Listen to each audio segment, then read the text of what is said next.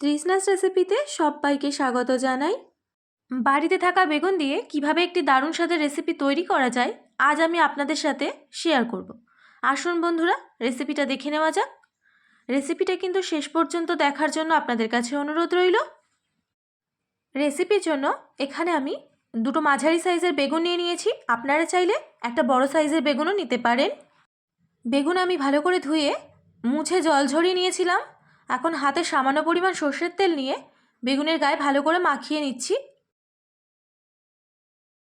আর নিয়ে নিয়েছি 5 কোয়া মতো রসুন। রসুনটাকেও তেল মাখিয়ে রেখে দিলাম।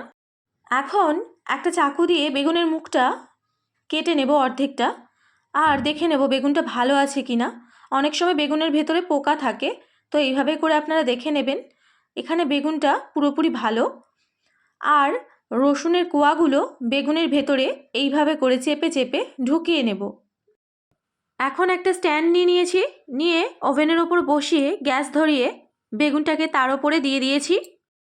এখন বেগুনটাকে সব দিক থেকে ভালো করে পুড়িয়ে নেব। এক পিঠ পুড়ে গেলে আর এক পিঠ উল্টে দিতে হবে। এইভাবে করে পুরো বেগুনটাকে পুড়িয়ে নিতে হবে।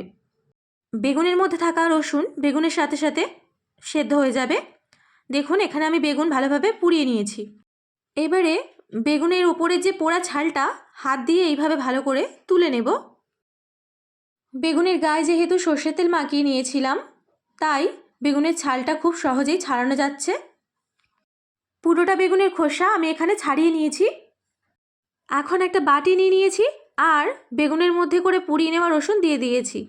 এখন রসুনগুলোকে হাত দিয়ে খুব ভালো করে ভেঙে নিতে হবে। এরপর রসুনের মধ্যে দিয়ে দিয়েছি পুড়িয়ে নেওয়া বেগুন। বেগুনটাকে হাত দিয়ে এইভাবে খুব ভালো করে মেখে নিতে হবে। এরপর বেগুনের মধ্যে একে একে দিয়ে দেব কুচনো পেঁয়াজ, কুচনো টমেটো, কুচনো কাঁচা লঙ্কা আর কুচনো ধনেপাতা। এখন সব কিছু দেওয়া হয়ে গেলে দিয়ে দেব স্বাদ অনুযায়ী নুন। এখন এটাকে হাত দিয়ে খুব ভালো করে মাখিয়ে নিতে হবে। চ্যানেলে যদি আপনি নতুন হয়ে থাকেন, চ্যানেলটাকে সাবস্ক্রাইব করে দেবেন।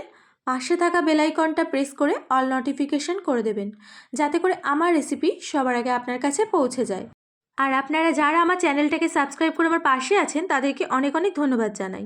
এখানে আমার বেগুনটা খুব ভালোভাবে মাখিয়ে নেওয়া হয়ে গেছে। এখন একটা প্যান বসিয়ে তাতে দিয়ে দিয়েছি পরিমাণ মতো সর্ষের তেল। চাইলে এখানে সাদা তেলেরও ব্যবহার করতে পারেন, কিন্তু সর্ষের তেল দিয়ে রেসিপিটা বানালে খেতে অসাধারণ লাগবে। তেল গরম হয়ে গেছে। এখন দিয়ে দিয়েছি সামান্য পরিমাণ কালো জিরে। কালো জিরে হালকা ভাজা হয়ে এলে এখানে দিয়ে দেব মাখিয়ে রাখা বেগুন। বেগুনটা দিয়ে কিন্তু ভালো করে নাড়াচাড়া করে নিতে হবে। গ্যাসের আঁচ এখানে মিডিয়ামে রেখে বেগুনটাকে ভালো করে নাড়াচাড়া করতে হবে। ততক্ষণ পর্যন্ত নাড়াচাড়া করতে হবে যতক্ষণ পর্যন্ত বেগুনটা কালারটা চেঞ্জ না হয়ে আসে। এটা কিন্তু খুব দারুণ একটা রেসিপি। আপনারা এটা না খেলে বুঝতেই পারবেন না। এটা কিন্তু ভাত, রুটি, পরোটা সব কিছুর সাথেই আপনারা খেতে পারবেন। এখন সামান্য পরিমাণ চিলি ফ্লেক্স দিয়ে 10 মিনিট মতো খুব ভালোভাবে নাড়াচাড়া করে গ্যাস অফ করে দেবো। তাহলে রেসিপি একেবারে তৈরি হয়ে যাবে। রেসিপিটা কেমন লাগলো অবশ্যই কমেন্ট করে জানাবেন, আর ভালো লাগলে একটা লাইক করে দেবেন। শেষ পর্যন্ত রেসিপিটা দেখার জন্য আপনাদের অসংখ্য ধন্যবাদ। সবাই খুব ভালো থাকবেন।